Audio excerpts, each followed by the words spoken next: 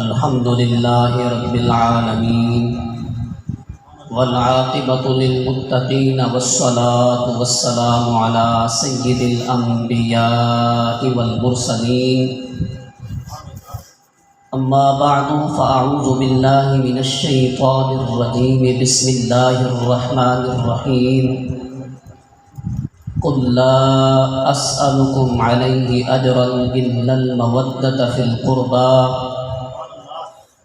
صدق الله العظيم وصدق رسوله النبي الكريم الأمين الصلاة والسلام عليك يا سيدي يا رسول الله وعلى آلك وأصحابك يا سيدي يا حبيب الله الصلاة والسلام عليك يا سيدي يا خاتم النبيين وعلى آلك وأصحابك يا سيدي يا شفيع المذنبين. اللہ رب ذوالجلال کی حمد و ثنا حضور پر نور شافی یوم النشور امام الانبیاء حبیب کبریا احمد مجتبیٰ حضرت محمد مصطفیٰ صلی اللہ تعالیٰ علیہ وآلہ وسلم کی بارگاہ بےکس پناہ میں ہدیہ درود و سلام عرض کرنے کے بعد انتہائی واجب الاحترام معزز و محترم سامعین ذوی الاحتشام، آج کی یہ عظیم الشان محفل پاک جس کا عنوان ذکر اہل بیت ہے، اور آپ جانتے ہیں کہ حضور علیہ السلام کی آل نے محرم الحرام کے مہینے کے اندر اسلام کی خاطر جو قربانیاں دیں وہ ایسی قربانیاں انہوں نے دی جس کی کوئی مثال نہیں ہے۔ یہ وہ شخصیات ہیں جن کا وجود اللہ رب ذوالجلال نے ایسا بنایا، پھر اللہ رب ذوالجلال نے جو ان کو عزت، عظمت اور رفعت عطا فرمائی اس کی بھی مثال نہیں ہے، مگر ان شخصیات نے اگر میدان کربلا کے اندر قربانی دی ہے تو کس وجہ سے؟ کیا ان کی جانیں قیمتی نہیں تھی؟ ان کی جانیں آج کے مسلمانوں سے زیادہ قیمتی نہیں تھی؟ قیمتی تھی۔ آج کے لوگ کہتے ہیں کہ ہم کیا کریں، مگر میں یہ کہتا ہوں کہ کیا کریں، جو کر سکتے ہو وہ تو کرو۔ انہوں نے اپنی جانیں قربان کر کے دکھا دی۔ اے میرے نانا کے غلاموں، قیامت تک تمہیں نمونہ دیتے جا رہے ہیں کہ اگر اسلام کو اور دین کو اگر قربانی کی ضرورت پڑے تو پیچھے نہیں ہٹنا۔ اگر آج ہم اس حال میں ہیں تو یہ اسلام کا صدقہ ہے، دین کا صدقہ ہے۔ اگر ان کی قربانیاں نہ ہوتی آج پتہ نہیں ہمارا حشر کیا ہوتا۔ یہ سب ان کا کرم ہے، ان کی مہربانیاں ہیں اور ان کی قربانیوں کا نتیجہ ہے۔ ان ہستیوں کو اللہ رب ذوالجلال نے جو مقام اور مرتبہ عطا فرمایا ہے، آپ کے سامنے وہ عرض کروں گا۔ हुजूर अलैहिस्सलातु वस्सलाम ने फरमाया लिकुल्लि शैइन असास, फरमाया हर चीज़ की एक बुनियाद है। असासुल इस्लाम हुब्बु अस्हाबे रसूलिल्लाह सल्लल्लाहु तआला अलैहि वसल्लम व हुब्बु अहले बैत रसूलिल्लाह सल्लल्लाहु तआला अलैहि वसल्लम। हुजूर अलैहिस्सलातु वस्सलाम ने फरमाया हर चीज़ की बुनियाद होती है। इस्लाम की बुनियाद क्या है? फरमाया हुजूर अलैहिस्सलातु वस्सलाम के असहाब की मोहब्बत और हुजूर अलैहिस्सलातु वस्सलाम के अहले बैत की मोहब्बत। ये इस्लाम की बुनियाद है। जो शख्स अपने इस्लाम की बुनियाद को मजबूत करना चाहता है उसके लिए लाजिम होगा सहाबा से भी मोहब्बत करे और हुजूर अलैहिस्सलातु वस्सलाम के अहले बैत से भी मोहब्बत करे। अगर अपने इस्लाम को मजबूत करना चाहता है, अगर इस्लाम के मजबूत करने की ज़रूरत नहीं उसको, फिर जो चाहे वो करता रहे। और हुजूर अलैहिस्सलातु वस्सलाम की हदीस पाक, हुजूर अलैहिस्सलातु वस्सलाम ने फरमाया अस्बतुकुम अला सिरात अशद्दुकुम हुब्बन। हुजूर अलैहिस्सलातु वस्सलाम ने फरमाया तुम में से जो शख्स पुल सिरात पर साबित कदम रहेगा, ज्यादा साबित कदम वो शख्स रहेगा जिसकी मोहब्बत मेरे असहाब के लिए, मेरे अहले बैत के लिए सबसे ज्यादा होगी। जिसके दिल के अंदर हुजूर अलैहिस्सलातु वस्सलाम के असहाब की मोहब्बत होगी, हुजूर अलैहिस्सलातु वस्सलाम के अहले बैत की मोहब्बत होगी, जितनी ज्यादा मोहब्बत होगी उतना ज्यादा साबित कदम रहेगा। हुजूर अलैहिस्सलातु वस्सलाम की हदीस पाक, मैंने आपके सामने अहादीस अर्ज करनी है। हुजूर अलैहिस्सलातु वस्सलाम की हदीस पाक, हुजूर अलैहिस्सलातु वस्सलाम ने फरमाया इन्ना मिसला अहले बैती, इन्ना मिसला अहले बैती मिसला सफीनत नूह। हुजूर अलैहिस्सलातु वस्सलाम ने फरमाया मेरे अहले बैत की मिसाल हज़रत नूह अलैहिस्सलाम की कश्ती की मिसाल की तरह है। हज़रत नूह अलैहिस्सलाम की कश्ती की तरह मेरे अहले बैत की मिसाल है। मन रकबहा नजा व मन तखल्लफ अन्हा हलाका। हुजूर अलैहिस्सलातु वस्सलाम ने फरमाया जो उस कश्ती में सवार हो गया वो निजात पा गया और जो पीछे रह गया हलाक हो गया। मतलब क्या? अगर निजात चाहते हो तो फिर मेरे अहले बैत का दामन पकड़ना होगा। अगर निजात चाहते हो, अगर अपने आप को हलाक करना चाहते हो तो फिर मेरे अहले बैत के दामन को हाथ में लगाना। आपकी निजात इसी चीज़ में है कि मेरे अहले बैत की जो दामन है उसको मजबूती से थाम लो, अहले बैत से मोहब्बत करो, इसी में निजात है। हुजूर अलैहिस्सलातु वस्सलाम की हदीस पाक, हुजूर अलैहिस्सलातु वस्सलाम ने फरमाया कि मेरे अहले बैत की पहचान, बात मोहब्बत की नहीं है, अल्लाहु अकबर, फरमाया मेरे अहले बैत की पहचान आग से निजात का जरिया है। फरमाया मेरे अहले बैत से मोहब्बत ये पुल सिरात से गुजरने का इजाजत नामा है। और फरमाया मेरे अहले बैत से दोस्ती ये अमन का परवाना है। अल्लाहु अकबर। हुजूर अलैहिस्सलातु वस्सलाम ने इस हदीस पाक के अंदर फरमा दिया अगर मेरे अहले बैत से दोस्ती करोगे, मेरी अहले बैत से मोहब्बत करोगे, अमन वाले हो जाओगे, पुल सिरात से भी अमन होगा और अमन से गुजर जाओगे, दुनिया में रहोगे फिर भी अमन होगा, आखिरत में चले जाओगे फिर भी अमन होगा, दुनिया को छोड़ के जाओगे फिर भी अमन होगा। अल्लाह रब्बुल इज़्ज़त जलाल के महबूब नबी अकरम सल्लल्लाहु तआला अलैहि वसल्लम ने वाज़ेह ऐलान फरमा दिया कि अगर अमन चाहते हो तो फिर मेरे अहले बैत से मोहब्बत करना होगा। हुजूर अलैहिस्सलातु वस्सलाम की हदीस पाक, हुजूर अलैहिस्सलातु वस्सलाम ने फरमाया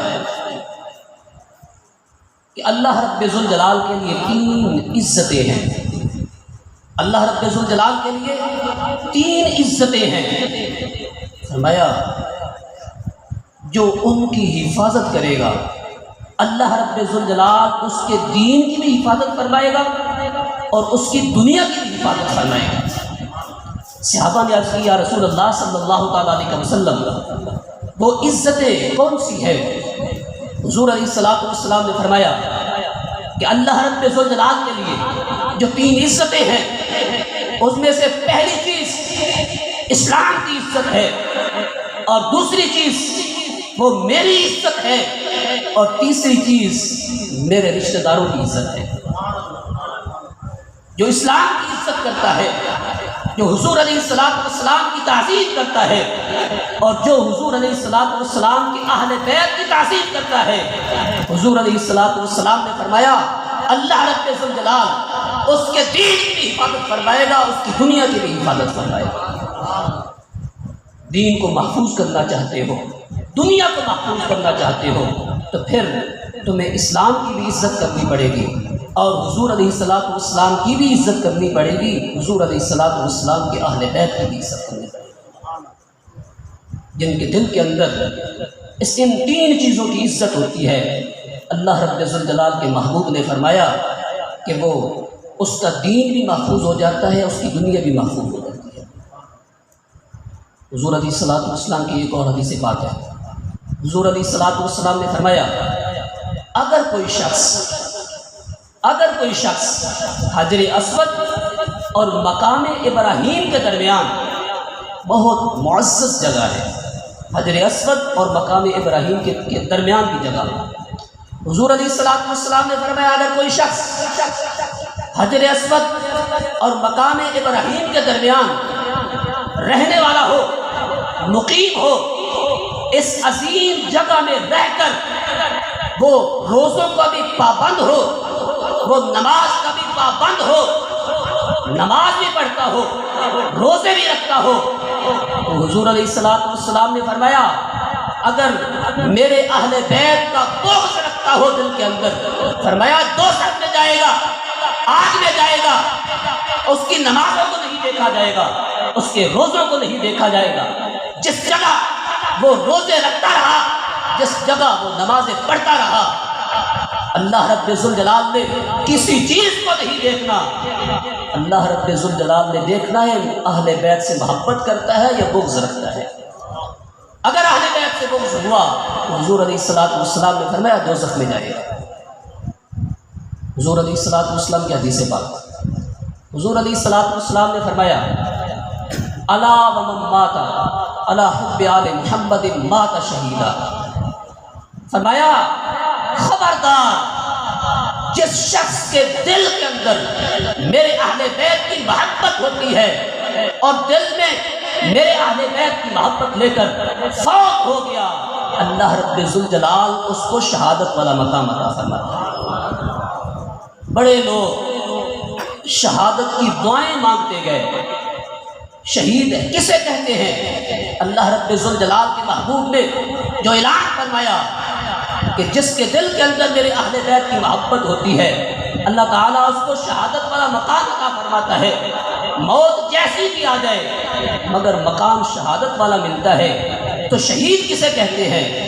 اللہ رب ذوالجلال نے قرآن پاک کے اندر فرمایا وَلَا تَحْسَبَنَّ الَّذِينَ قُتِلُوا فِي سَبِيلِ اللَّهِ أَمْوَاتًا، فرمایا جو اللہ رب ذوالجلال کی راہ میں شہید ہو جائے، اللہ رب ذوالجلال کی راہ میں شہید ہو جائے تو شہید کو مردہ کہنا تو دور کی بات ہے، فرمایا تمہارے خیال میں بھی بات نہ آئے کہ وہ مردہ ہے، تمہاری سوچ میں یہ بات نہ آئے کہ وہ مردہ ہے۔ اللہ رب ذوالجلال نے شہید کے بارے مرنے کا سوچنے سے بھی منع فرمایا ہے۔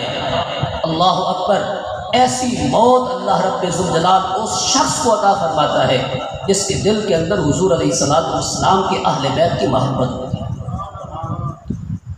حضور علیہ السلام کی حدیث پاک، حضور علیہ السلام نے فرمایا کہ وہ شخص جس کے دل کے اندر میرے اہل بیت کی محبت تھی، اہل بیت کی محبت دل میں لے کر فوت ہو گیا، حضور علیہ السلام نے فرمایا جب موت کا فرشتہ اس کے پاس آتا ہے تو اس کی روح نکالنے سے پہلے اس کو جنت کی خوشخبری سناتا ہے۔ موت کا فرشتہ پہلے یہ خوشخبری سناتا ہے کہ مبارک ہو تجھے، اللہ رب ذوالجلال نے جنت تجھے عطا فرما دی ہے، پھر وہ روح نکال لیتا ہے۔ اور جب یہ عظیم شخص جس کے دل کے اندر اہل بیت کی محبت ہوتی ہے جب یہ قبر میں پہنچتا ہے تو منکر نکیر آتے ہیں سوال و جواب کرنے کے لیے، سوال کرنے کے لیے آتے ہیں، تو سوال بعد میں کرتے ہیں، پہلے اس شخص کو جنت کی خوشخبری سناتے ہیں، اس آدمی کو خوشخبری سناتے ہیں کہ اللہ رب ذوالجلال نے تجھے جنت عطا فرما دی ہے، بعد میں سوال کرتے ہیں۔ یہ ہے ان ہستیوں کا مقام، مرتبہ، کہ جن کی محبت اگر دل میں آ جائے تو اللہ رب ذوالجلال جنت عطا فرما دیتا ہے، اور اللہ رب ذوالجلال ان کے اعمال میں ایسی طاقت پیدا کر دیتا ہے جو نہ اس کو دنیا میں پریشان ہونے دیتی ہے نہ آخرت میں پریشان ہونے دیتی ہے۔ یہ ان کی محبت ہے۔ اگر محبت دل میں آ جائے گا تو پھر ان ہستیوں کا مقام کیا ہوگا جن کی محبت سے اللہ رب ذوالجلال اتنے احسانات فرماتا ہے۔ حضور علیہ الصلوۃ والسلام آپ نے حضرت علی المرتضیٰ رضی اللہ تعالیٰ عنہ آپ کے بارے میں ایک جملہ ارشاد فرمایا۔ سیدنا صدیق اکبر رضی اللہ تعالیٰ عنہ آپ نے اس جملے کو سنا اور عمل کرنا شروع کر دیا۔ جملہ کیا تھا؟ النظر الی وجہ علی عبادت۔ اللہ اکبر، عمل شروع کر دیا۔ جب بھی سیدنا علی المرتضیٰ رضی اللہ تعالیٰ عنہ آپ کے سامنے آتے، آپ کے چہرے کو دیکھتے رہتے، چہرے کو دیکھتے رہتے۔ ایک مرتبہ حضرت عائشہ صدیقہ طیبہ طاہرہ رضی اللہ تعالیٰ عنہا آپ نے سوال کر لیا کہ ابا جان، میں جب بھی دیکھتی ہوں آپ کے سامنے حضرت علی ہوں تو آپ ان کے چہرے کو دیکھتے رہتے ہیں، وجہ کیا ہے؟ سیدنا صدیق اکبر رضی اللہ تعالیٰ عنہ آپ نے فرمایا کہ بیٹے، میں نے حضور علیہ الصلوۃ والسلام کی زبان سے یہ سنا ہے۔ حضور علیہ الصلوۃ والسلام نے فرمایا النظر الی وجہ علی عبادت، کہ علی کے چہرے کو دیکھنا عبادت ہے۔ اس دن سے میں علی کے چہرے کو ہی دیکھتا رہتا ہوں، اس لیے کہ جتنی دیر میں علی کے چہرے کو دیکھتا ہوں میں عبادت میں رہتا ہوں۔ جب حضور علیہ الصلوۃ والسلام نے یہ فرمایا کہ النظر الی وجہ علی عبادت، صحابہ نے عرض کیا رسول اللہ صلی اللہ تعالیٰ علیہ وسلم، اگر کوئی شخص حضرت علی المرتضیٰ رضی اللہ تعالیٰ عنہ کے چہرے کو نہ دیکھ سکے وہ اس عبادت سے محروم رہے گا۔ حضور علیہ الصلوۃ والسلام نے فرمایا اے میرے صحابہ، ذکر علی عبادت، فرمایا علی کا ذکر کرنا بھی عبادت ہے۔ جن کا ذکر کرنا عبادت ہو، آپ سمجھے اپنے آپ کو یقین سے کہ آپ عبادت میں بیٹھے ہیں۔ حضرت علی المرتضیٰ رضی اللہ تعالیٰ عنہ آپ کا ذکر کرنا بھی عبادت ہے۔ کیسی عظیم ہستیاں ہیں کہ جن کے چہرے کو دیکھنا بھی عبادت ہے، جن کا ذکر کرنا بھی عبادت ہے۔ اللہ رب ذوالجلال نے ان کو مقام کیسا عطا فرمایا۔ حضرت محی الدین ابن عربی انہوں نے مسافرات الاخیار کے اندر ایک بات نقل کی ہے۔ کیا لکھتے ہیں؟ یہ ہے کہ جو شخص حضور علیہ الصلوۃ والسلام کی آل کی مدد کرتا ہے اللہ رب ذوالجلال اس کو کیسا انعام عطا فرماتا ہے۔ وہ اس واقعہ کو نقل کرتے ہیں کہ ایک آدمی وہ حج کے لیے تیار ہوا، بغداد کا رہنے والا تھا، حج کے لیے تیار ہوا تو تیاری کر لی، پیسے جمع کر لیے، اور وقت قافلے کے نکلنے کا قریب ہے، دن قریب آ رہے ہیں۔ 500 دینار لے کر جو اس نے جمع کیے ہوئے تھے بازار گیا کوئی چیز لینے کے لیے، سامان خریدنے کے لیے حج کا۔ بازار پہنچا تو ایک سید زادی نے آواز دی کہ 4 دن سے فاقہ ہے، کچھ نہیں کھایا، میری بچیوں نے کچھ نہیں کھایا، میں نے کچھ نہیں کھایا، میں سید زادی ہوں۔ شخص نے اسی وقت وہ 500 دینار اس سید زادی کو دے دی۔ اللہ رب ذوالجلال کا شکر ادا کیا، یا اللہ تیرا احسان ہے، تو نے یہ کام مجھ سے لے لیا۔ واپس گھر آ گیا، قافلے والے چلے گئے، یہ نہ جا سکا، قافلہ پہنچ گیا، حج کر کے واپس آ گئے۔ اس نے ارادہ کیا کہ جاؤں، جا کر میں حاجیوں کو مل کے آؤں، مبارک دے کے آؤں۔ یہ شخص گیا، جس حاجی کے پاس پہنچتا ہے ابھی اس سے تھوڑا دور ہوتا، پہلے کھڑا ہو جاتا، کھڑے ہو کے گلے لگا کے ملتا ہے اور مبارک دیتا ہے کہ حج مبارک ہو، اللہ رب ذوالجلال حج قبول فرمائے۔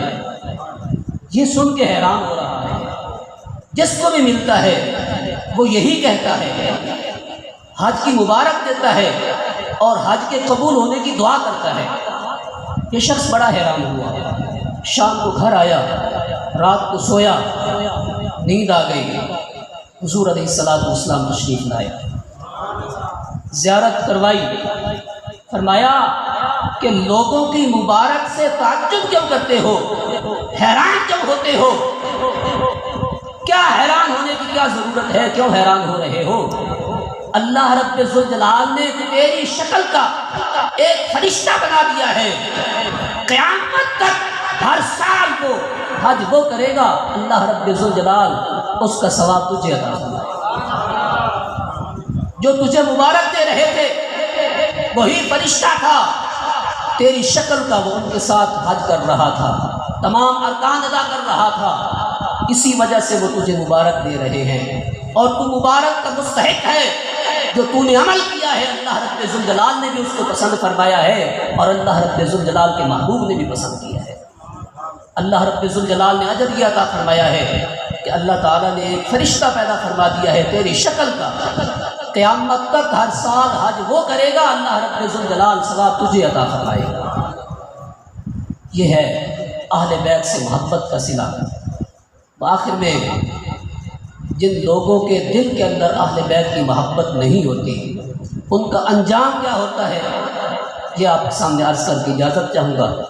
حضور علیہ السلام کی حدیث بات، حضور علیہ السلام نے فرمایا، الا ومن مات علی بغض آل محمد جاء یوم القیامہ مکتوبا عینیہ آیس من رحمت اللہ۔ حضور علیہ السلام نے فرمایا کہ جو شخص اہل بیت سے بغض رکھتا تھا، اسی حال میں فوت ہو گیا، قیامت کے دن جب وہ میدان حشر میں آئے گا، اس کا حال یہ ہوگا کہ اس کی دونوں آنکھوں کے درمیان لکھا ہوگا، یہ اللہ رب ذوالجلال کی رحمت سے مایوس ہے، اللہ رب ذوالجلال کی رحمت سے محروم ہے۔ دیکھو، اہل بیت کی محبت دل میں ہو، انسان کو دنیا میں بھی عزت ملتی ہے اور مرنے کے بعد بھی عزت ملتی ہے، مگر اگر اہل بیت کی محبت نہ ہو، اللہ رب ذوالجلال دنیا میں بھی ذلیل کر دیتا ہے، اور آخرت میں جب میدان حشر میں آئے گا، سب لوگ دیکھیں گے، اس کے پیشانی پر لکھا ہوگا اللہ رب ذوالجلال کی رحمت سے مایوس ہے۔ اور حضور علیہ السلام کی حدیث سے بات، حضور علیہ السلام نے فرمایا کہ جو شخص اہل بیت کا بغض دل میں رکھ کے فوت ہوتا ہے، جب وہ مرتا ہے تو اس کو موت کافر کی آتی ہے، وہ کفر میں مرتا ہے، اللہ رب ذوالجلال اس کو کافر والی موت عطا فرماتا ہے۔ اللہ اکبر! اہل بیت کی محبت اگر دل میں ہو تو انسان نجات پا جاتا ہے۔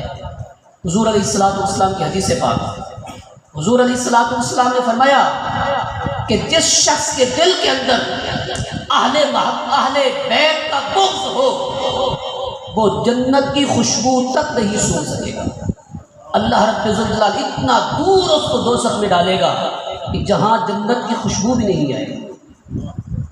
اللہ!